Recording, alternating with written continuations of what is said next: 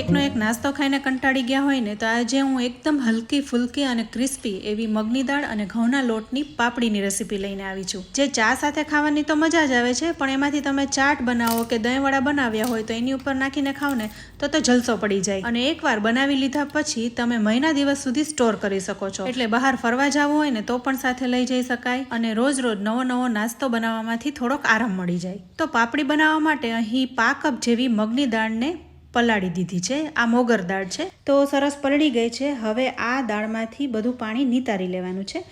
હવે પાણી નીતરી ગયું છે, તો આ દાળને મિક્સર જારમાં પીસી લઈશું. અહીંયા દાળની સાવ પેસ્ટ નથી કરવાની, પણ અધકચરી પીસી લેવાની છે. એટલે પલ્સ મોડ ઉપર 1 કે 2 વાર મિક્સર ફેરવશું ને એટલે દાળ આવી પીસાઈ જશે. આમાં થોડી અધકચરી અને આખી દાળ પણ છે. તો હવે આ દાળને એક બાઉલમાં કાઢી લઈશું. અહીંયા આપણે લોટ બાંધવાનો છે, એટલે બાઉલ મોટું લઈશું. હવે દાળને બાઉલમાં કાઢી લીધી છે, તો સાથે 1.25 કપ જેવો ઘઉંનો ઝીણો લોટ ઉમેરવાનો છે, જેમાંથી આપણે રોટલી બનાવીએ છીએ. સાથે 5 કપ જેવો ઘઉંનો જાડો લોટ ઉમેરવાનો છે. જાડો લોટ ના હોય તો તમે રવો પણ ઉમેરી શકો. તો મારી પાસે છે, તો હું 5 કપ જેવો ઉમેરી રહી છું, એટલે પાપડી છે ને એકદમ ક્રિસ્પી અને ફરસી થાય. હવે બધા મસાલા કરીશું. તો 1 ચમચી જેવી કસૂરી મેથી લીધી છે. કસૂરી મેથીને હાથમાં ચોળી લઈશું, એટલે એકદમ ઝીણો ભૂકો થઈ જાય અને ફ્લેવર સરસ આવે. આ કસૂરી મેથી મેં ઘરે જ તૈયાર કરી છે, એટલે કલર જુઓ કેટલો સરસ છે. હવે 1 ચમચી ભરીને ચીલી ફ્લેક્સ ઉમેરીશું. સાથે અડધી ચમચી જેવા કલોંજી સીડ્સ ઉમેરીશું. કલોંજી ના હોય તો કાળા તલ પણ ઉમેરી શકાય, એનાથી પણ પૂરીનો દેખાવ સરસ આવશે. સાથે અડધી ચમચી જેવું જીરું અને સ્વાદ પ્રમાણે મીઠું ઉમેરી મોણ ઉમેરી દઈશું. મોણ અહીં સારી માત્રામાં ઉમેરવાનું છે, એટલે 3 ચમચી જેવું ઉમેરી દઈશું. હવે બધા મસાલા ઉમેરી દીધા છે, તો મિક્સ કરીને લોટ બાંધી લઈશું. મગની દાળમાં થોડો પાણીનો ભાગ છે ને, એટલે સૌથી પહેલાં તો મગની દાળને લોટમાં મિક્સ કરી લેવાની છે, એટલે પછી આપણને ખ્યાલ આવે કે કેટલું પાણી ઉમેરવાનું છે. અહીંયા પાપડી ક્રિસ્પી અને કડક બનાવવાની છે ને, એટલે લોટ કઠણ બાંધવાનો છે. તો અડધો કપ જેવું જ પાણી લીધું છે, એમાંથી 5 કપ પાણી ઉમેરી બધું મિક્સ કરી લઈશું.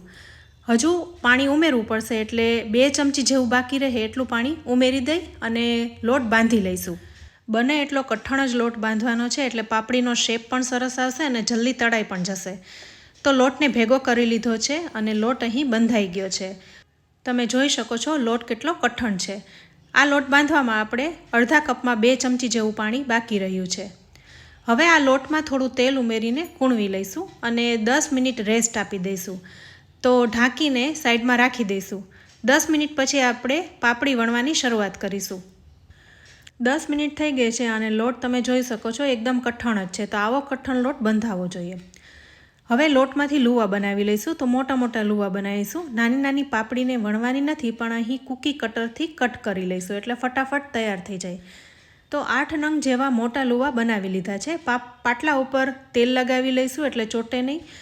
અહીંયા છે ને એકદમ મોટી પતલી એવી રોટલી વણી લેવાની છે. લોટ કઠણ બાંધવાનું કારણ એ છે કે તમે જો કૂકી કટરથી આ બધી પાપડી કટ કરો ને, તો એનો શેપ છે ને ડીશેપ ન થાય. લોટ ઢીલો હશે ને તો કૂકી કટરથી તમે કટ તો કરી લેશો, પણ એનો શેપ વિખાઈ જશે. તો હવે આપણે મોટી રોટલી વણી લીધી છે અને કૂકી કટરથી બધી પાપડીને કટ કરી લઈશું. અહીંયા મેં ફ્લાવર શેપની કરી છે, પણ જો તમારી પાસે અલગ અલગ શેપની કૂકી હોય તો એનાથી પણ તમે બનાવી શકો છો. તો કૂકી કટરથી કટ કરી લીધું છે. હવે પાપડી ફૂલે નહીં એના માટે ફોર્કથી કાણા કરી લઈશું.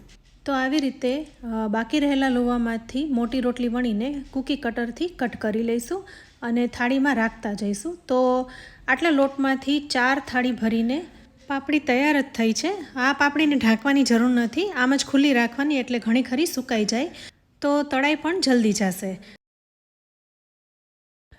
હવે ગેસ ઉપર તેલ ગરમ કરવા મૂકી દીધું છે. મીડિયમ ગરમ થઈ ગયું છે. તો એક પછી એક પાપડીને ઉમેરી દઈશું. જેટલી તેલમાં સમાય એટલી ઉમેરી દેવાની. ફ્રેન્ડ્સ, આ પાપડી એટલી બધી ટેસ્ટી લાગે છે ને કે તમને આમાં મગની દાળનો પણ સ્વાદ આવશે. ચા સાથે તો મજા જ આવે છે, પણ તમે ફુદીનાની ચટણી સાથે ખાવ ને તો પણ સરસ લાગે છે. સાથે આ પાપડી એવી છે ને કે ઘરમાં નાના મોટા બધાને ભાવશે.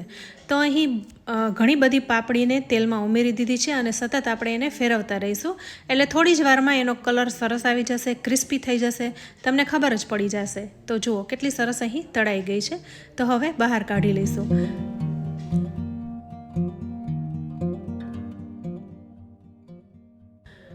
અવાજ ઉપરથી જ તમને ખ્યાલ આવી ગયો હશે કે આ કેટલી ક્રિસ્પી થઈ છે. તો આવી જ રીતના આપણે બધી પાપડીને તળી લેવાની છે.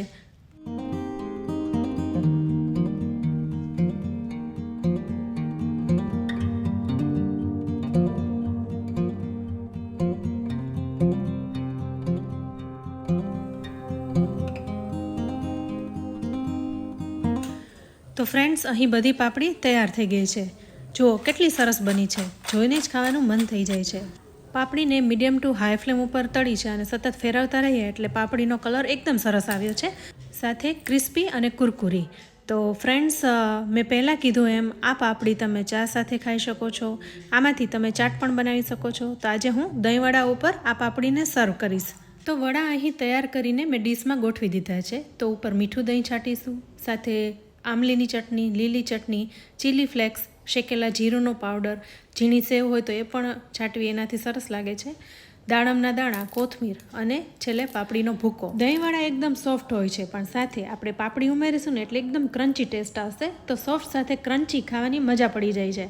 તો આવી રીતના તમે પાપડી ચાટ પણ બનાવી શકો છો. તો ફ્રેન્ડ્સ, તમને આજના આ પાપડીની રેસીપી કેવી લાગી? તમને આજની આ રેસીપી સારી લાગી હોય ને, વિડીયો સારો લાગ્યો હોય ને, તો લાઇક અને શેર કરજો. સાથે અમારી ચેનલ કિચન સિરીઝને સબસ્ક્રાઈબ કરી લેજો. ફેસબુક પેજને લાઇક કરી ફોલો કરી લેજો. તો ફરી મળીશું એક ઉપયોગી રેસીપી સાથે. ત્યાં સુધી આવજો.